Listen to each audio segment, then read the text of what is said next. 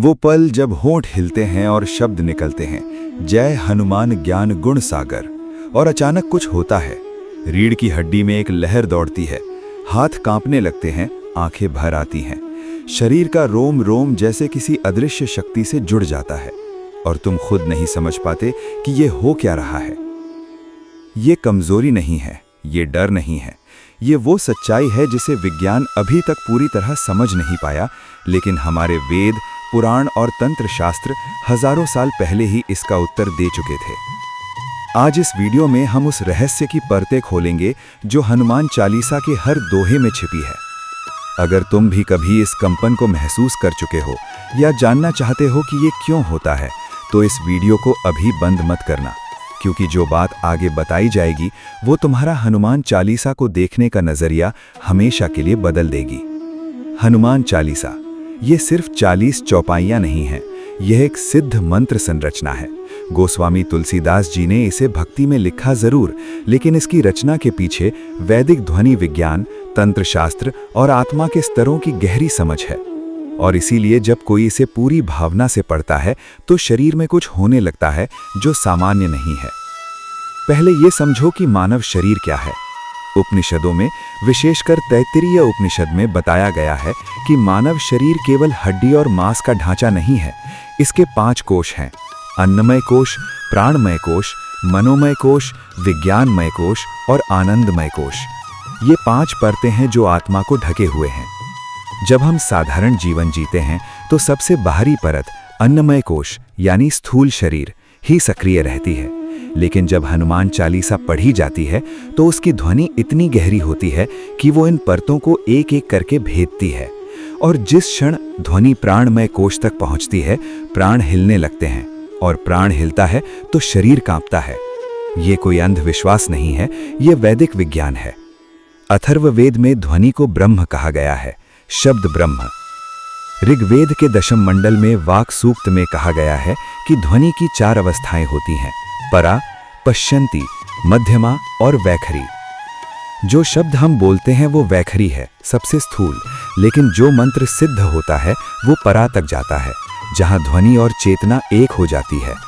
हनुमान चालीसा की चौपाइयां जब भावपूर्वक उच्चारित होती हैं तो वे केवल वैखरी नहीं रहती, वे भीतर उतरती जाती हैं और किसी बिंदु पर वे उस चेतना को स्पर्श करती हैं जो परा की अवस्था में है, और वही स्पर्श, वही क्षण शरीर में कंपन बनकर प्रकट होता है।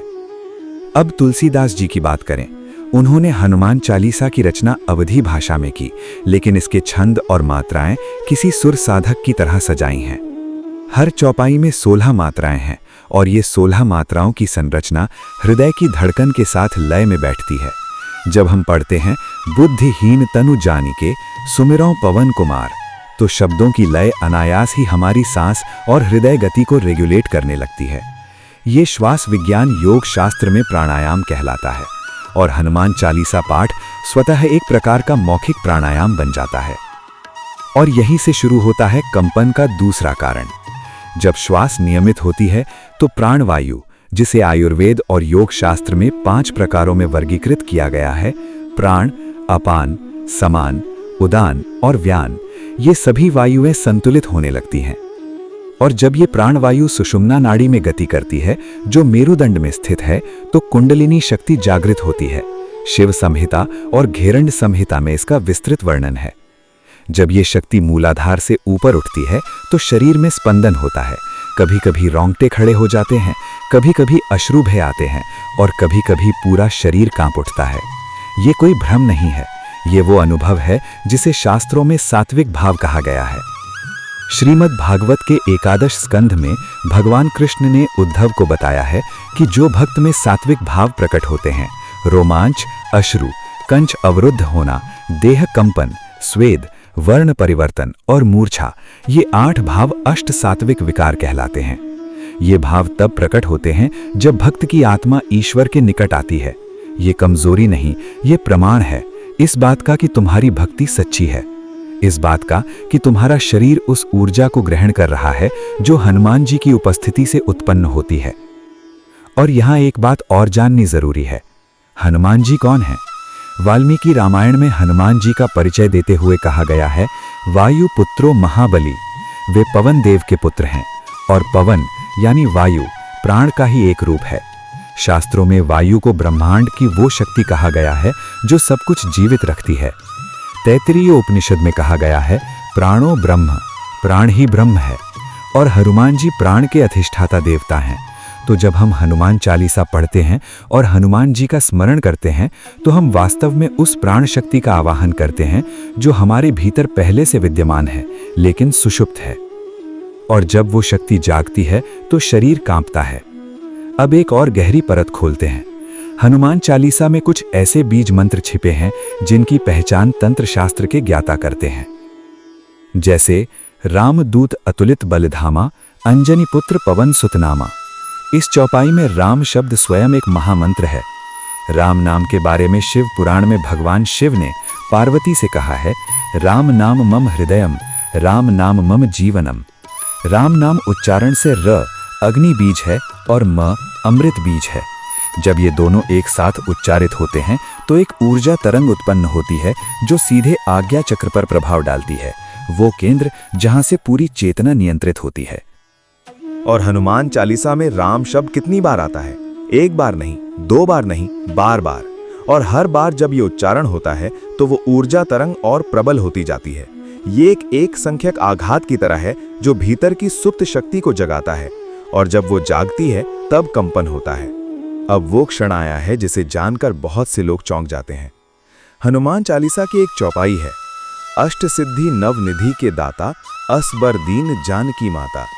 इसमें अष्ट सिद्धियों का उल्लेख है।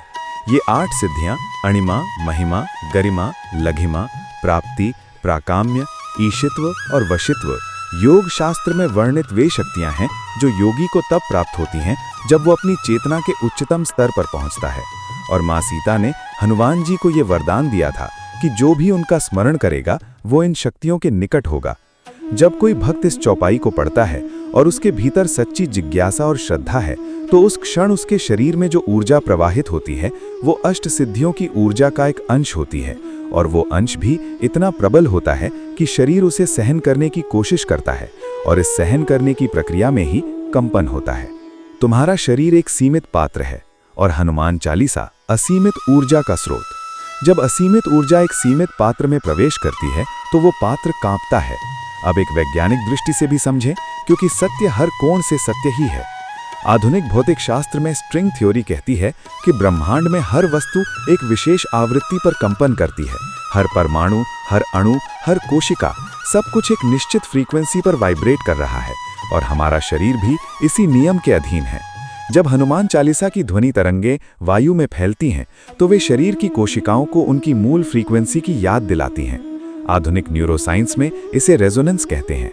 जब बाहर की आवृत्ति भीतर की आवृत्ति से मेल खाती है तो शरीर उसे पहचानता है और ये पहचान भावनात्मक होती है।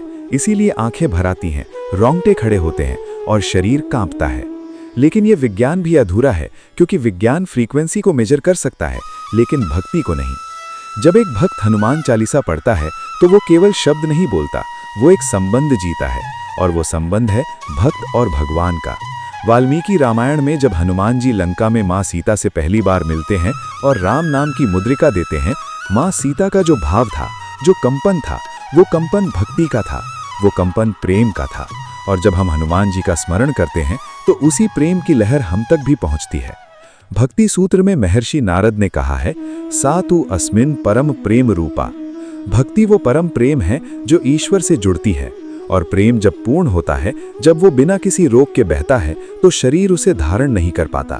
आंखें बहती हैं, देह कांपती है और मन किसी अजीब शांति में डूब जाता है।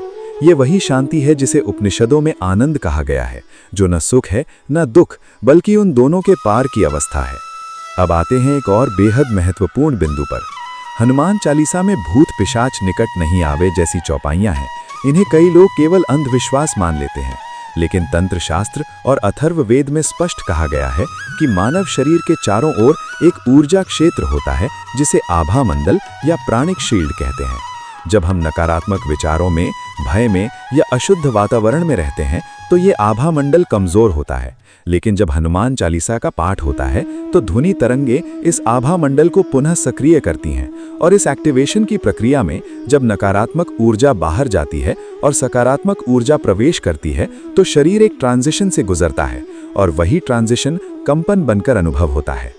यही कारण है कि जब कोई बहुत लंबे समय के बाद पहली बार हनुमान चालीसा पढ़ता है, कंपन ज्यादा तीव्र होता है, क्योंकि लंबे समय की नकारात्मकता एक झटके में बाहर निकलती है। और यही कारण है कि जो नियमित पाठ करते हैं उनका कंपन समय के साथ एक गहरी स्थिरता में बदल जाता है। वे अब हिलते नहीं, वे थिररते हैं, और वो स्थिरता कंपन से भी ऊंची अवस्था है। अब आते हैं उस बिंदु पर जो सबसे गहरा है। हनुमान चालीसा की अंतिम चौपाई है, जो 7 बार पाठ कर कोई, छूटी ही बंदी महासुख होई। यहाँ बंदी का अर्थ है बंधन, और महाभारत के शांति पर्व में कहा गया है कि मनुष्य का सबसे बड़ा बंधन अहंकार है, वो अहम की भावना जो आत्मा को परमात्मा से अलग करती है। जब हनुमान चालीसा का पाठ होता है और भक्त खुद को हनुमान जी के सामने पूर्ण समर्पण में रखता है तो वो अहंकार क्षीण होता है, और जिस क्षण अहंकार क्षीण होता है आत्मा का विस्तार होता है, और ये विस्तार, ये अनबाइंडिंग शरीर की भौतिक सीमाओं में महसूस होता है एक तीव्र कंपन के रूप में। योग वशिष्ठ में महर्षि वशिष्ठ ने श्री राम को बताया है कि जब चित्त शुद्ध होता है और किसी सिद्ध नाम का उच्चारण होता है तो आत्मा अपनी मूल अवस्था की ओर प्रवृत्त होती है, और ये प्रवृत्ति ही स्पंदन है, एक आत्मिक स्पंदन जो शरीर में कंपन बनकर उतरता है। और तुलसीदास जी जिन्होंने इसे लिखा वे स्वयं इस अनुभव से गुजरे थे। रामचरितमानस के उत्तरकांड में उन्होंने लिखा है, सिय राममय सब जग जानी। संसार में सब कुछ राम और सीता से व्याप्त है, और हनुमान जी वो माध्यम है जो भक्त को इस सर्वव्यापी राम चेतना से जोड़ते हैं। इसीलिए उनका नाम लेते ही, उनकी चालीसा पढ़ते ही वो जोड़ होने लगता है, और जोड़ होने की प्रक्रिया में करंट जैसा अनुभव होता है, कंपन होता है। अब एक और आयाम की बात करते हैं जो बहुत कम लोग जानते हैं। हनुमान चालीसा का पाठ जब किया जाता है, विशेषकर मंगलवार और शनिवार को, तो उस समय का वातावरण एक विशेष ऊर्जा से संपृक्त होता है। ज्योतिर्विज्ञान में मंगल ग्रह का संबंध मंगल देवता से है, जो बल और साहस के कारक हैं, और शनि का संबंध न्याय और कर्म से। हनुमान जी दोनों के नियंता कहे गए हैं, इसीलिए ये दोनों दिन उनकी आराधना के लिए विशेष हैं। इन दिनों जब हनुमान चालीसा पाठ होता है तो ग्रहों की ऊर्जा, वायुमंडलीय ऊर्जा और मंत्र ऊर्जा तीनों एक साथ शरीर को प्रभावित करती हैं, और ये त्रिस्तरीय प्रभाव कंपन को और भी तीव्र बनाता है। स्कंद पुराण में हनुमान जी के बारे में कहा गया है, एकादश रुद्राणाम अवताराणाम एकह हनुमान। हनुमान जी एकादश रुद्रों में से एक के अवतार हैं, और रुद्र जो शिव का एक रूप है, वे स्वयं प्राण, ध्वनि और तांडव के देवता हैं। रुद्र की ऊर्जा स्थिर नहीं होती, वह गतिशील, स्पंदनशील और ज्वलंत होती है। इसीलिए जब हनुमान जी का नाम लिया जाता है जो रुद्र के अवतार हैं, तो उनकी ऊर्जा भी उसी रुद्र स्वभाव की होती है, स्पंदनशील, और वो स्पंदन भक्त के शरीर में उतरता है। और अब वो बात जो सुनने में बहुत सरल लगेगी, लेकिन जो सबसे गहरी सच्चाई है। हम सब इस जीवन में एक ना एक दिन थक जाते हैं, दुख से, संघर्ष से, अकेलेपन से, और जब हम उस थकान में हनुमान चालीसा पढ़ते हैं और भरोसे के साथ पढ़ते हैं तो एक ऐसी घटना होती है जो शब्दों में नहीं बताई जा सकती। कुछ टूटता है भीतर, और जो टूटता है वो हमारा अहंकार होता है, हमारा प्रतिरोध होता है, हमारा वो आवरण होता है जो हमने ईश्वर के सामने खड़ा कर रखा था।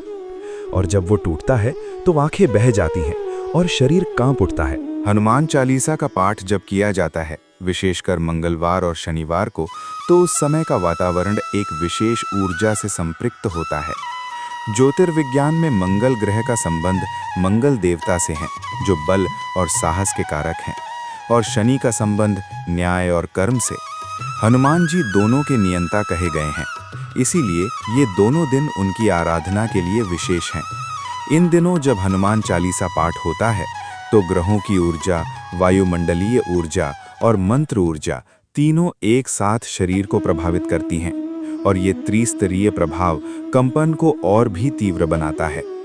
स्कंद पुराण में हनुमान जी के बारे में कहा गया है, एकादश रुद्राणाम अवताराणाम एकह हनुमान।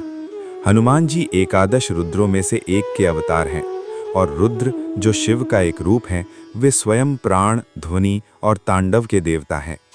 रुद्र की ऊर्जा स्थिर नहीं होती, वह गतिशील, स्पंदनशील और ज्वलंत होती है। इसीलिए जब हनुमान जी का नाम लिया जाता है, जो रुद्र के अवतार हैं, तो उनकी ऊर्जा भी उसी रुद्र स्वभाव की होती है, स्पंदनशील, और वह स्पंदन भक्त के शरीर में उतरता है। और अब वो बात जो सुनने में बहुत सरल लगेगी, लेकिन जो सबसे गहरी सच्चाई है। हम सब इस जीवन में एक ना एक दिन थक जाते हैं, दुख से, संघर्ष से, अकेलेपन से। और जब हम उस थकान में हनुमान चालीसा पढ़ते हैं और भरोसे के साथ पढ़ते हैं, तो एक ऐसी घटना होती है जो शब्दों में नहीं बताई जा सकती। कुछ टूटता है भीतर, और जो टूटता है वो हमारा अहंकार होता है, हमारा प्रतिरोध होता है, हमारा वो आवरण होता है जो हमने ईश्वर के सामने खड़ा कर रखा था। और जब वो टूटता है तो आंखें बह जाती हैं और शरीर कांप उठता है। वो कांपना दरअसल टूटना नहीं है, वो खुलना है। वो उस द्वार का खुलना है जहां से हनुमान जी भीतर आते हैं। और जब वे आते हैं तो कुछ बदल जाता है, जो दिखता नहीं लेकिन महसूस होता है। वह बदलाव जो कल तक असंभव लगता था, अगले दिन संभव हो जाता है। वो रुकावट जो वर्षों से नहीं हटी थी, अचानक हट जाती है। और ये चमत्कार नहीं है, ये भक्ति की शक्ति है। अथर्वशीर्ष, जो हनुमान जी का सबसे प्राचीन और प्रामाणिक मंत्र ग्रंथ है, उसमें कहा गया है, त्वमेव प्रत्यक्षम ब्रह्मासि। हे हनुमान, तुम साक्षात ब्रह्म हो। और जब ब्रह्म का स्पर्श होता है, चाहे नाम से, चाहे मंत्र से, चाहे ध्यान से, तो क्या होता है? भगवद गीता के 12 अध्याय में कृष्ण कहते हैं, जो मुझ में मन लगाता है उसमें मैं प्रकट होता हूँ। और प्रकट होना, डिविनिटी का किसी भक्त में उतरना, ये प्रक्रिया शरीर को हिला देती है। यही है उस कंपन का सर्वोच्च कारण। तुम जब हनुमान चालीसा पढ़ते हो और भीतर से पढ़ते हो, तो तुम केवल शब्द नहीं पढ़ते, तुम एक आह्वान करते हो। तुम उस असीम शक्ति को आमंत्रित करते हो जो पवन की तरह सर्वत्र व्याप्त है, लेकिन केवल उसी भक्त के पास रुकती है जो उसे बुलाता है। और जब वह शक्ति रुकती है, जब वह तुम्हारे भीतर उतरती है, तो तुम्हारा ये नश्वर शरीर उस दिव्य स्पर्श को सहन करने की कोशिश करता है। और उसी कोशिश में, उसी संधि में वह कांपता है। अब इस कंपन को और गहराई से समझो। ये कंपन कभी कभी डराता भी है। पहली बार जब ये होता है तो मन घबराता है, क्या हो रहा है? लेकिन भागवत पुराण के 7वें स्कंध में प्रहलाद का वर्णन है। जब नरसिंह भगवान प्रकट हुए तो सभी देवता भय से कांप उठे, लेकिन प्रहलाद का कंपन भय का नहीं था, प्रेम का था। वे दौड़े और भगवान के चरणों में गिर पड़े, और उनका वो कंपन, वो प्रेम से उत्पन्न देह विह्वलता, वही सात्विक भाव था। तो जब अगली बार हनुमान चालीसा पढ़ते समय तुम्हारा शरीर कांपे, घबराओ मत। बस ये जानो कि हनुमान जी आए हैं। बस ये जानो कि तुम्हारी भक्ति उन्होंने सुनी है। बस ये जानो कि वो असीमित ऊर्जा तुम्हारे इस छोटे से शरीर में उतर रही है, और तुम्हारा शरीर उसे प्रेम से स्वीकार कर रहा है। और अंत में एक बात, वेदांत दर्शन में शंकराचार्य ने विवेक चूड़ामणि में कहा है, ब्रह्म सत्यम जगन मिथ्या, अर्थात एकमात्र सत्य ब्रह्म है। और हनुमान चालीसा उस ब्रह्म तक पहुंचने का सबसे सरल, सबसे प्रभावशाली और सबसे प्रेमपूर्ण मार्ग है। इसे पढ़ने वाला ज्ञानी भी उसी लक्ष्य तक पहुंचता है, और इसे पढ़ने वाला एक सरल भक्त भी, क्योंकि यहाँ पांडित्य की नहीं, भाव की जरूरत है। इसीलिए हनुमान चालीसा का ये कंपन, ये शरीर में होने वाली अलौकिक हलचल एक संकेत है, एक दिव्य संकेत कि तुम सही रास्ते पर हो, कि तुम्हारी भक्ति झूठी नहीं है, कि ईश्वर तुम्हारी बात सुन रहे हैं, कि हनुमान जी तुम्हारे साथ हैं। और ये भरोसा, ये अनुभव, ये कंपन जो आत्मा को छूता है, यही जीवन की सबसे बड़ी दौलत है। इसे संभाल कर रखो, इसे नियमित रूप से जगाते रहो। हर दिन हनुमान चालीसा का पाठ करो, न केवल आदत से बल्कि भाव से, क्योंकि जब भाव सच्चा हो तो हनुमान जी कभी दूर नहीं जाते। अगर इस वीडियो ने तुम्हारे भीतर कुछ हिलाया हो, अगर इन शब्दों ने तुम्हारे मन में कुछ जगाया हो, तो ये भी एक कंपन ही है। और इस कंपन को बनाए रखने के लिए, इस यात्रा को जारी रखने के लिए अभी इस चैनल को सब्सक्राइब करो, क्योंकि यहाँ हर वीडियो में हम उस ज्ञान को लेकर आते हैं जो वेदों में है, पुराणों में है, उपनिषदों में है, लेकिन जिसे बहुत कम लोग सरल और हृदय स्पर्शी भाषा में सुना पाते हैं। घंटी दबाओ ताकि जब भी कोई नया रहस्य खुले तुम सबसे पहले जानो। और इस वीडियो को उन लोगों के साथ जरूर शेयर करो जो हनुमान जी के भक्त हैं, क्योंकि शायद उनके मन में भी यही सवाल था, और आज तुम उनके सवाल का जवाब लेकर जा रहे हो। जय श्री राम, जय हनुमान।